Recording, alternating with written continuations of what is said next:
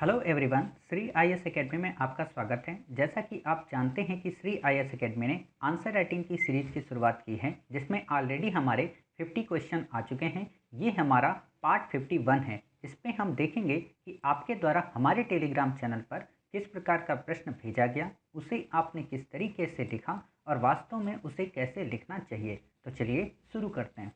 जैसा कि आप देख रहे हैं, ये प्रश्न आपके द्वारा हमारे टेलीग्राम चैनल पर भेजा गया। तो सबसे पहले हम आपके प्रश्न को पढ़ेंगे, आपके उत्तर को पढ़ेंगे, फिर देखेंगे कि वास्तव में आपने इसे कैसे लिखा। आपका प्रश्न है, प्रबोध के मुख्य विचारों को स्पष्ट कीजिए, प्रबोध में रूसो की योगदान पर चर्चा कीजिए। 20 नंबर का प्रश्न है, 2018 में पूछा गया। आपने उत्तर लिखा है, प्रबोधन प्रवर बुद्धि का संकेत करता है, जिसका बुनियादी अर्थ यह है कि इसमें प्रबुद्ध व्यक्ति सत्य को तर्क बुद्धिवाद की कसौटी पर जांच कर स्वीकार या अस्वीकार करता है। प्रबोधन की मुख्यतः 3 विचारधाराएं उभर कर आईं। उदारवादी, जिसमें लोकतंत्र पूंजीवाद समतावाद जैसे विचार निकले। आदर्शवादी, जिसके तहत बुद्धि के साथ नीति पर विशेष बल देते हुए मानव की स्वतंत्रता की बात की गई और इस स्वतंत्रता की बहाली के लिए निरंकुश शासन प्रणाली का विकल्प दिया गया। तीसरा, समाजवादी धारा, जो मनुष्य की वास्तविक तब मानती है जब आर्थिक समानता हो। फिर है, रूसो का जन्म 1712 ईस्वी में जेनेवा में हुआ। उसने अपनी पुस्तक origin the foundation of inequality among man और सोशल कॉन्ट्रैक्ट की रचना किया, जिसमें मनुष्य क्यों जंजीरों में जकड़ा है और इसका कारण व समाधान क्या है को दुनिया के सामने रखा। अर्थात रूसो के अनुसार मनुष्य स्वतंत्र पैदा हुआ है। दूसरा, एक राजनीतिक चिंतक के रूप में रूसो ने गणतंत्रवाद का विकल्प सुझाया, जिसका आदर्श रूप संविदा के आधार पर बने राज्य के माध्यम से उभर कर आया। तीसरा योगदान रूसो को समतावादी दार्शनिक के रूप में था, जिसके अनुसार मानव का जब जन्म होता है तब वह समानता के तत्व से युक्त होता है, किंतु सामाजिक विकास के क्रम अनेक प्रकार की असमानताओं से युक्त हो जाता है। अर्थात रूसो आर्थिक समानता की बात करते हैं, परंतु रूसो का दर्शन जब ऐतिहासिक वास्तविकताओं के संपर्क में आता है तो आरंभ में तो ये फ्रांसीसी क्रांति का मार्गदर्शक बन जाता है, लेकिन रोबेस्पियर की सत्ता सी होते ही रूसो का आदर्श गणतंत्रवाद अध्यायवाद का मार्ग प्रशस्त करने लगता है। सही अर्थों में रूसो प्रबोधन युग का ऐसा दार्शनिक था जो बुद्धि के स्थान पर भाव को जीवन का केंद्रीय तत्व मानते थे। अब आपने इस प्रश्न को लिख दिया। वास्तव में इस प्रश्न में जो आपने मिस्टेक की है वो ये, आपने जो ये विचार लिख कर दिए ना कि प्रबोधन की मुख्यतः 3 विचारधाराएं उभर कर आएँ। ठीक है, आपसे पूछा है कि प्रबोधन के मुख्य विचार कौन से थे। ये मुख्य विचार आपसे उदारवादी, आदर्शवादी या समाजवादी की बात नहीं कर रहा। खासतौर पर समाजवादी की तो बिल्कुल भी नहीं कर रहा। समझ रहे, यहाँ पर आपको जो लिखना है विचार, वो आपको कौन से बताने हैं कि जब हम प्रबोधन पढ़ते हैं तो देखते हैं प्रबोधन के सामान्य अर्थ का मतलब है कि अपने विवेक का उपयोग करना। अब जब विवेक का उपयोग कोई पर्सन करता है तो इसको लेकर 2 कॉन्सेप्ट उभरे। एक कौन सा कि अनुभववाद पे आधारित और दूसरा कौन सा बुद्धिवाद पे आधारित। क्लियर। और इन दोनों के समायोजन से ही एक और नया विचार निकाला, वो कांट ने दिया। क्लियर। तो आप ये देखो कि वास्तव में प्रबोधन में 2 मुख्य विचार थे जो बड़े थे, और उन दोनों का क्रिटिसिज्म करके जो तीसरा विचार निकला वो कांट का निकला। क्लियर। अब उसी दिशा में आगे बढ़ते हुए रूसो ने अपना एक आइडिया दिया। समझ रहे, रूसो ने जो आइडिया दिया उसका क्या योगदान रहा, उस पर आपको चर्चा करनी है, उस पर आपको विश्लेषण नहीं करना है। सिंपल। 20 नंबर का प्रश्न, यानी कि 10 नंबर आपको इस बात के मिलेंगे कि प्रबोधन के मुख्य विचार कौन से हैं, आप उनको बताएंगे। 10 नंबर आपको इस बात के मिलेंगे कि प्रबोधन में रूसो का योगदान क्या है, उसके बारे में आप बताइए। क्लियर। तो अब जब आप ये लिखते हैं इस प्रश्न को, तो इसके इनकोडिंग वर्ड को हम पहले देख लेते हैं, फिर हम देखेंगे कि वास्तव में इसका उत्तर हमें कैसे लिखना है। तो जैसे आप देखिए, एक आपका कोडिंग वर्ड है प्रबोध, दूसरा है उसके मुख्य विचार कौन से, अगला है प्रबोधन में रूसो का योगदान। अर्थात प्रबोधन में रूसो एक व्यक्ति है, यानी कि एक पर्सनैलिटी है जिसका योगदान है। प्रबोधन में अन्य भी कई सारे ऐसे लोग हैं जिनका योगदान रहा है, तो आपको केवल रूसो का बताना है। ठीक है। तो अब जब आप बताएंगे तो आप सामान्य सा परिचय प्रबोधन का दे दें कि प्रबोधन 17वीं से 18वीं सदी में यूरोप में एक वैज्ञानिक विचार परक संकल्पना का नाम है, आप ऐसे बता सकते हो। ठीक, और इसी को बताते हुए आप आगे बढ़ोगे। प्रबोधन के अंतर्गत कई सारी विचारधाराएं आई, जिनमें मुख्यतः दो हैं, एक अनुभववाद पर आधारित, दूसरा बताइए कौन सा, बुद्धिवाद पर आधारित। और फिर इन्हीं दोनों को आप डिस्क्राइब कर दो, और जब आप इनको डिस्क्राइब करो तो आपका ये वाला पूरा पैरा, ठीक है, पूरा पेज, और आपका दूसरे पेज में यहाँ तक, बस इतने में ये आना चाहिए। क्लियर।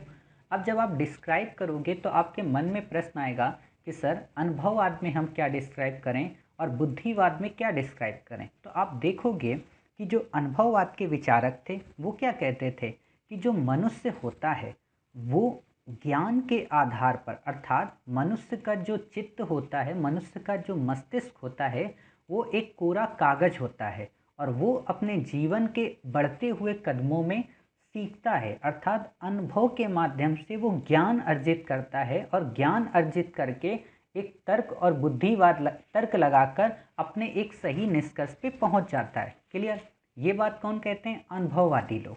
समझ रहे। अब इस अनुभववादी के अंतर्गत वो कौन से विचारक आते हैं, आप उनका नाम दे सकते हो।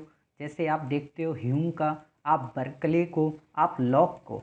ये जो तीन विचारक हैं, इनका ये मानना है कि जो मनुष्य होता है वो ज्ञान जन्म से एक कोरे कागज की तरह होता है, उस पर हम कुछ भी लिख दें, अर्थात वो जिस तरह का अनुभव प्राप्त करेगा उस तरह से उसकी बुद्धि तर्क के आधार पर डेवलप हो जाएगी। समझ गए। जब आपने ये चीज़ें बता दी तब आप दूसरे को बताएंगे। वहीं बुद्धिवाद के अंतर्गत डेकार्ते, लेबनीज, स्पिनोजा, ये लोग क्या कहते हैं, ये लोग कहते हैं कि जो मनुष्य है वो जन्म से ही सभी गुणों से पोषित होता है, या सभी गुण उसमें निहित होते हैं। क्लियर।